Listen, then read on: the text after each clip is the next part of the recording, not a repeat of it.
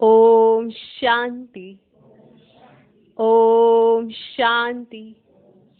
5 अगस्त 2020 साकार महावाक्य। बाबा कहते मीठे बच्चे, यह पुरुषोत्तम संगम युग कल्याणकारी युग है। इसमें ही पढ़ाई से तुम्हें श्री कृष्णपुरी का मालिक बनना है। आज का प्रश्न, बाप माताओं पर ज्ञान का कलश क्यों रखते हैं? कौन सी एक रिवाज भारत में ही चलती है? उत्तर, पवित्रता की राखी बांध सबको पति से पावन बनाने के लिए बाप माताओं पर ज्ञान का कलश रखते हैं। रक्षाबंधन का भी भारत में ही रिवाज है। बहन भाई को राखी बांधती है। ये पवित्रता की निशानी है। बाप कहते, बच्चे तुम मामिकम याद करो तो पावन बन पावन दुनिया के मालिक बन जाएंगे।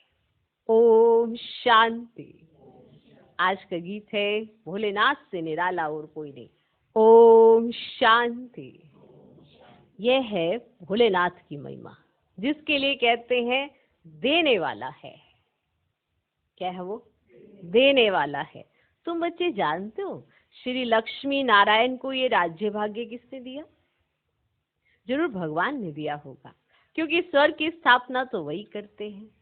स्वर्ग की बादशाही भोलेनाथ ने जैसे लक्ष्मी नारायण को दी, वैसे ही श्री कृष्ण को दी।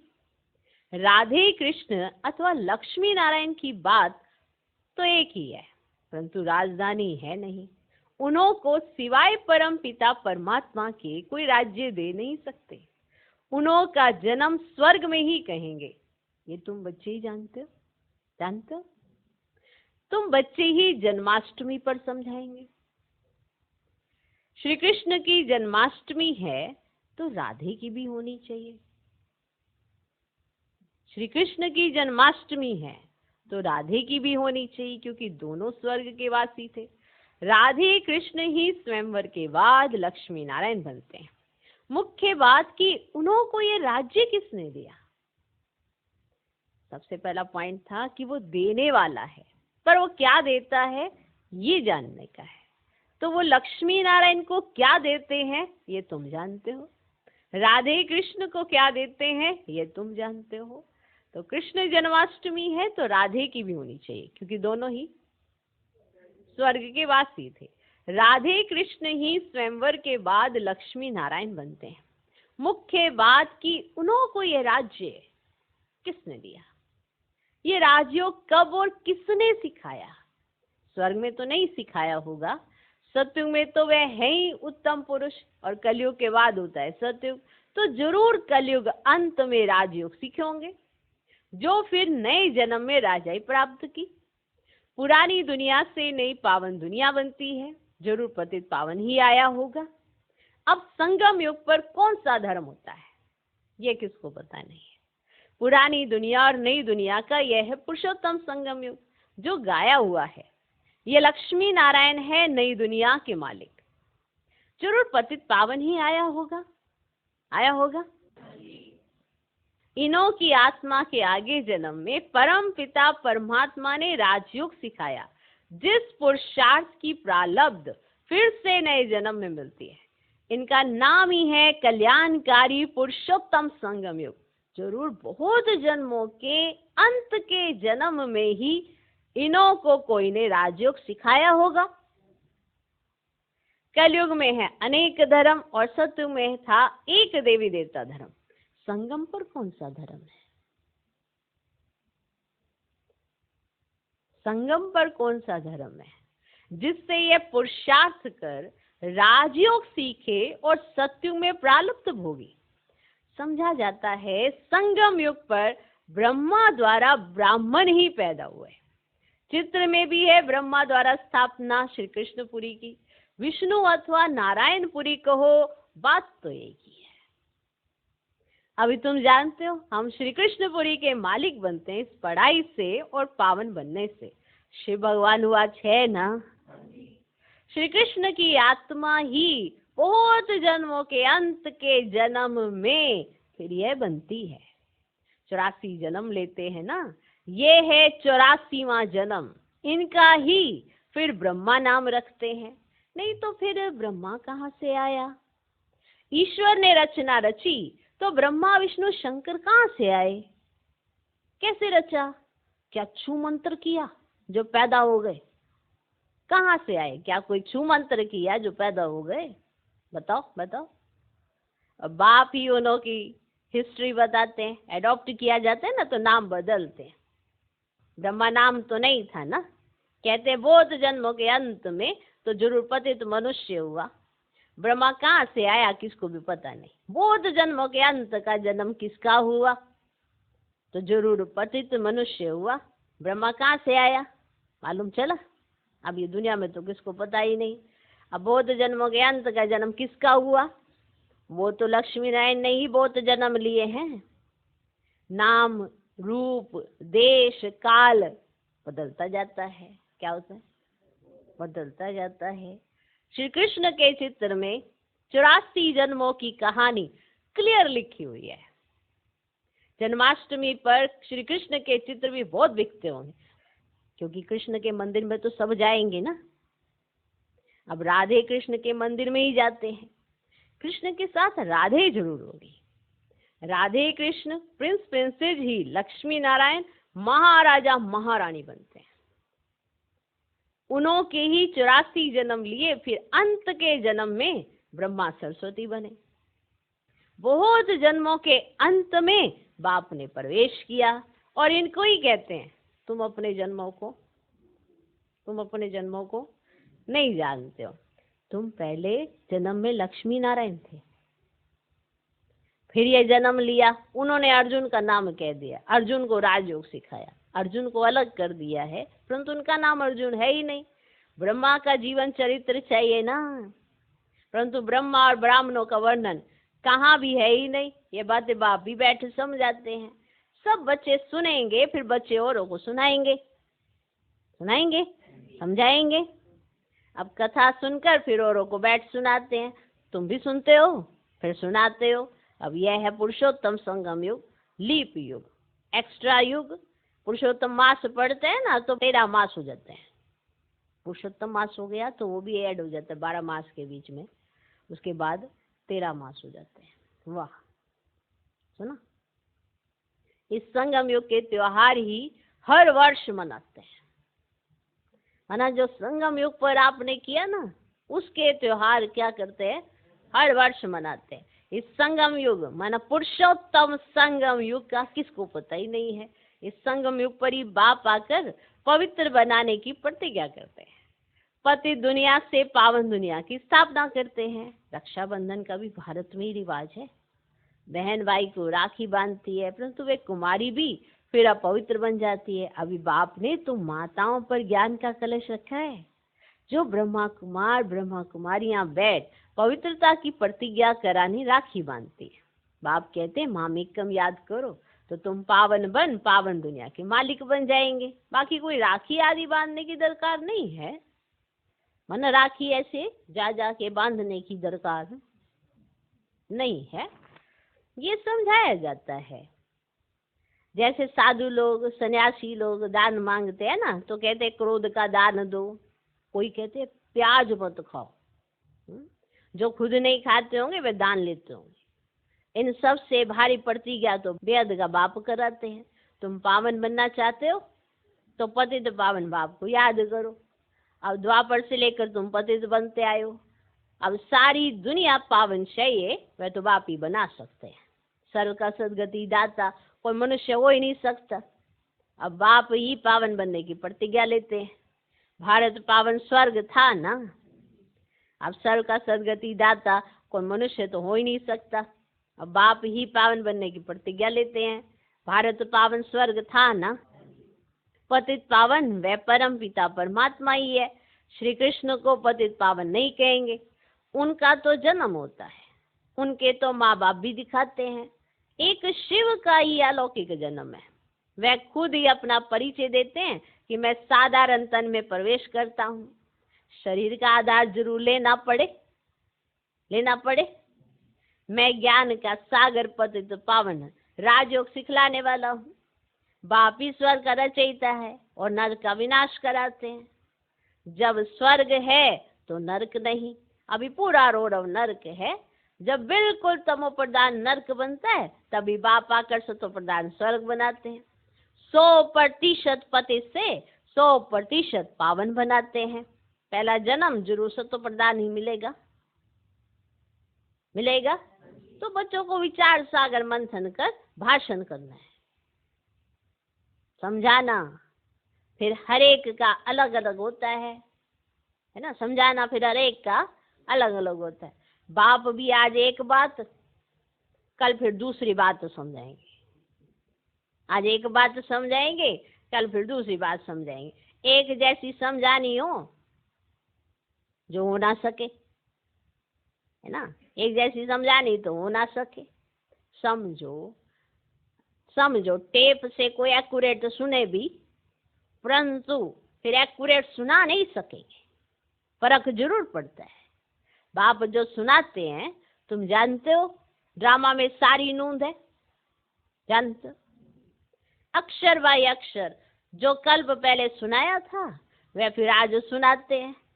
यह रिकॉर्ड भरा हुआ है।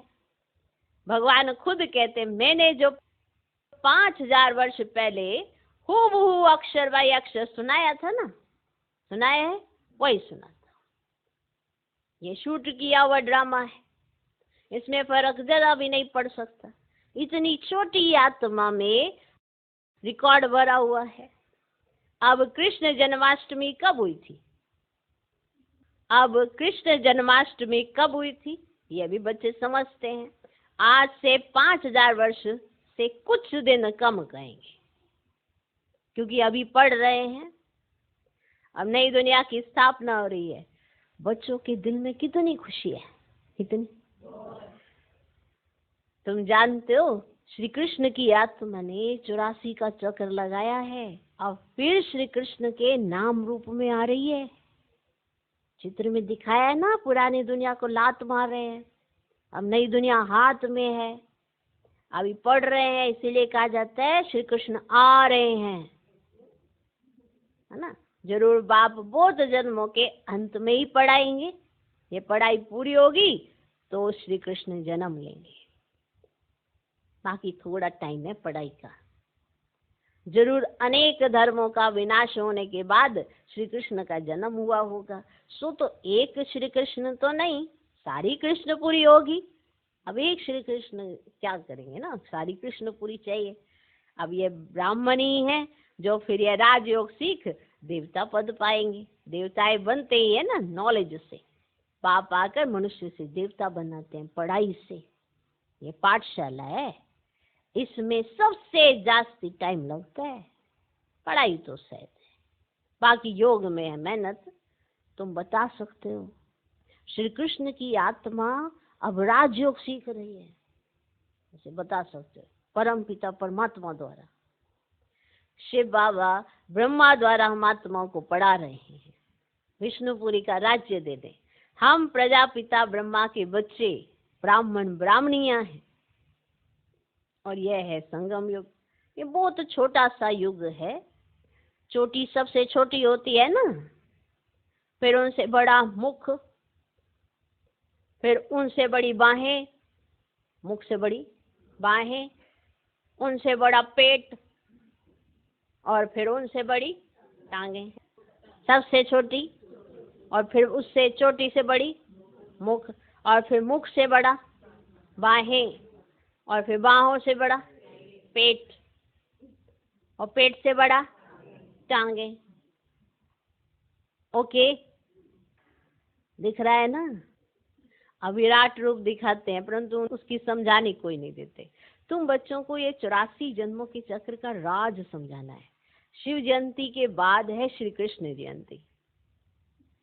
अब तुम बच्चों के लिए यह है संगम युग, तुम्हारे लिए कलयुग पूरा हो गया। बाप कहते मीठे बच्चों, अब मैं आया हूँ तुमको सुखधाम शांति धाम ले जाने लिए। तुम सुखधाम के रहवासी थे, फिर दुखधाम में आए, पुकारते हो बाबा आओ इस पुरानी दुनिया में। तुम्हारी दुनिया तो नहीं है। अभी तुम क्या कर रहे हो? योग बल से अपनी दुनिया स्थापन कर रहे हो। कहा भी जाता है अहिंसा परमो देवी देवता धर्म। तुमको अहिंसक बनना है, ना काम कटारी चलानी है, ना लड़ना झगड़ना है। बाप कहते मैं हर 5000 वर्ष के बाद आता हूँ, लाखों वर्ष की तो बात ही नहीं है। बाप कहते हैं यज्ञ तप दान पुण्य आदि करते तुम नीचे गिरते आए हो, ज्ञान से ही सदगति होती है। मनुष्य तो कुंभकर्ण की नींद में सोए हुए हैं जो जगते ही नहीं। इसलिए बाप कहते मैं कल्प कल्प आता हूँ, मेरा भी ड्रामा में पार्ट है, पार्ट बिगर मैं भी कुछ नहीं कर सकता हूँ। मैं भी ड्रामा के बंधन में हूँ, पूरे टाइम पर आता हूँ। ड्रामा के प्लान अनुसार मैं तुम बच्चों को वापस ले जाता हूँ। अब कहता हूँ मन मना भव, परंतु इनका भी अर्थ कोई नहीं जानते। बाप कहते देह के सब संबंध छोड़ मामिकम याद करो तो तुम पावन बन जाएंगे। देखो जब देह के संबंध छोड़ बात आती है तो कहा जाता है मामिकम याद करो, माना एक को याद करो। मामिकम याद करो माना एक को याद करो, इसका अर्थ होता है। और मन बना भव का अर्थ होता है मन को मुझ में लगा। तो दोनों बातों का अर्थ अलग अलग है। ओके, तो बाप कहते देह के सब संबंध छोड़, क्योंकि देखो आपकी जब तक देह है तो संबंधी भी हैं, और जब आपकी देह छूट जाएगी आप कुछ निभाने नहीं जाने वाले, किसी के साथ कोई भी संबंध निभाने नहीं जाओगे। तो जब तक शरीर में है तब तक आप संबंध निभाने का सोचते रहते हो, और शरीर से न्यारे हो जाओगे तो एक के साथ ही संबंध निभाओगे। तो बाप कहते देह के सर्व संबंध छोड़ मामिकम याद करो तो तुम पावन बन जाएंगे। बच्चे मेहनत करते रहते हैं बाप को याद करने की। यह है ईश्वरीय विश्वविद्यालय, सारे विश्व को सदगति देने वाला दूसरा कोई ईश्वरीय विश्वविद्यालय हो ना सके। ईश्वर बाप खुद आकर सारे विश्व को चेंज कर देते हैं, हेल से हेवन बनाते हैं, जिस पर फिर तुम राज्य करते हो। शिव को बबुलनाथ भी कहते हैं क्योंकि वे आकर तुमको काम कटारी से छुड़ाए पावन बनाते हैं। भक्ति मार्ग में तो बहुत शो है, यहाँ तो शांत में याद करना है। वे अनेक प्रकार के हठ योग आदि करते हैं, उनका तो निवृत्ति मार्ग ही अलग है। वे ब्रह्म को मानते हैं, ब्रह्म योगी तत्व योगी हैं। वह तो हो गया आत्माओं के रहने का स्थान जिसको ब्रह्मांड कहा जाता है। वह फिर ब्रह्म को भगवान समझ लेते हैं, उसमें लीन हो जाएंगे। गोया आत्मा को मार्टर बना देते हैं, निकला और खत्म हो गया। बाप कहते हैं मैं ही आकर सर्व की सदगति करता हूँ। शिव बाबा ही सर्व के सदगति करते और वह है हीरे जैसा। फिर तुमको गोल्डन एज में ले जाते हैं। तुम्हारा भी ये हीरे जैसा जन्म है, फिर गोल्डन एज में आते हो। ये नॉलेज तुमको बाप ही आकर पढ़ाते हैं, जिससे तुम देवता बनते हो। फिर ये नॉलेज प्राय लोप हो जाती है। इन लक्ष्मी नारायण में भी रचता और रचना की नॉलेज नहीं है। लक्ष्मी नारायण में भी रचता और रचना की नॉलेज नहीं है, माना इमर्ज रूप में जो नॉलेज नहीं, उसे नॉलेज नहीं कहा जाता। आज जब आप ब्राह्मण हो तो आपके पास सारी सृष्टि के आदि मध्य अंत की, रचता और रचना के आदि मध्य अंत की पूरी नॉलेज है ना। अब ये इमर्ज रूप में तो कहेंगे नॉलेजफुल। और लक्ष्मी नारायण है वही आत्मा जो पिछले जन्म में ब्रह्मा सरस्वती हैं, ओके, लेकिन इमर्ज नहीं है नॉलेज, तो माना नॉलेज नहीं है, माना सही समय पर सही जगह पर सही चीज जिसे इमर्ज कैसे हो जाती है, उसे कहा जाता है नॉलेजफुल। लेकिन लक्ष्मी नारायण को रचता और रचना की नॉलेज नहीं है, ओके। आत्मा वही, लेकिन वहां नॉलेज इमर्ज नहीं है, यानी कि आत्मा के अंदर नॉलेज है। जब तक बाप ना सुनाए तब तक वो नॉलेज इमर्ज नहीं होती है बुद्धि में, और बाबा आए तो हम उस नॉलेज को पढ़ते हैं, समझते हैं, सीखते हैं, तो ही ये नॉलेज इमर्ज होती है जीवन में, ओके। तो इन लक्ष्मी नारायण में भी रचता और रचना की नॉलेज नहीं है। अच्छा, मीठे मीठे सिकिलधे बच्चों प्रति माता पिता बाप दादा का याद प्यार गुड मॉर्निंग। रूहानी बाप की रूहानी बच्चों को नमस्ते। हम रूहानी बच्चों की भी रूहानी बाप को नमस्ते नमस्ते नमस्ते। Good morning good morning good morning. धारणा के लिए मुख्य सार पहला पॉइंट, इस पुरानी दुनिया में रहते डबल अहिंसक बल योग बल से अपनी नई दुनिया स्थापन करनी है। इस पुरानी दुनिया में रहते डबल अहिंसक बन योग बल से अपनी नई दुनिया स्थापन करनी है। अपना जीवन हीरे जैसा बनाना है। अपना जीवन हीरे जैसा बनाना है। दूसरा पॉइंट, बाप जो सुनाते हैं उस पर विचार सागर मंथन कर दूसरों को सुनाना है। बाप जो सुनाते हैं उस पर विचार सागर मंथन कर दूसरों को सुनाना है। सदा नशा रहे कि ये पढ़ाई पूरी होगी तो हम श्री कृष्णपुरी में जाएंगे। सदा नशा रहे कि ये पढ़ाई पूरी होगी तो हम कृष्णपुरी में जाएंगे।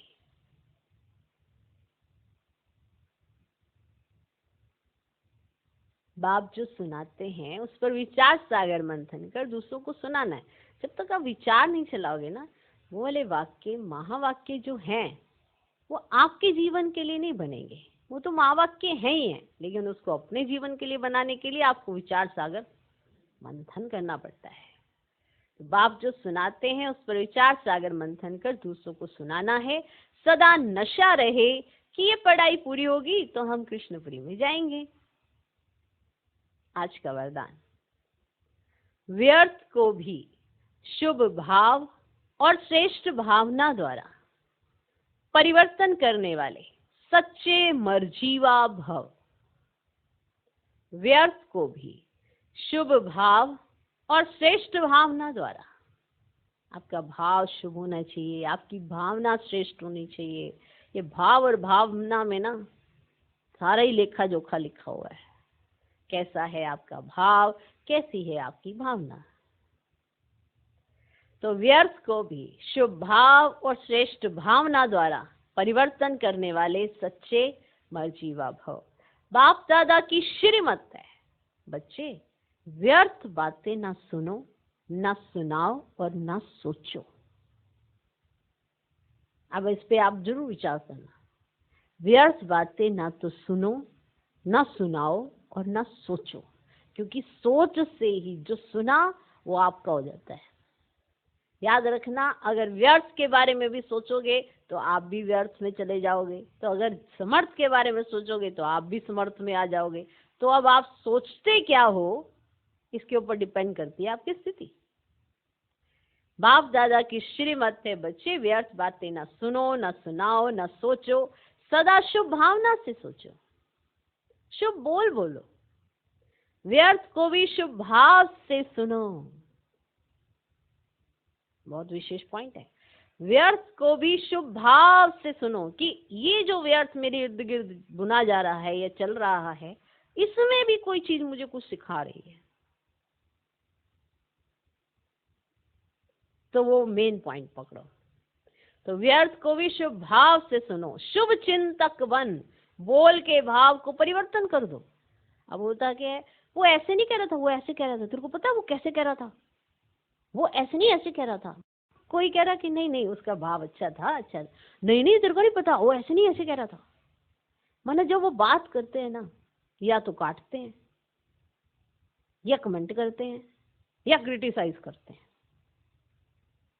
तो अगर आपके पास व्यर्थ बहुत है तो आप इन तीनों चीजों में से कोई ना कोई चीज जरूर करेंगे। काटेंगे किसी की बात को, कमेंट करेंगे या क्रिटिसाइज करेंगे। अगर आपके पास बहुत व्यर्थ है, तो अगर आपकी भावनाएं अच्छी हैं तो आप ऐसी एक्टिविटीज नहीं करेंगे। आप किसी के व्यर्थ को भी चेंज कर देंगे। अगर उसका व्यर्थ का भी होगा तो भी अच्छा ठीक है ना, आपका ऐसा ही भाव होगा, आप अच्छा ही भाव होगा आपका। दूसरों के सामने भी ऐसे ही शो करेंगे।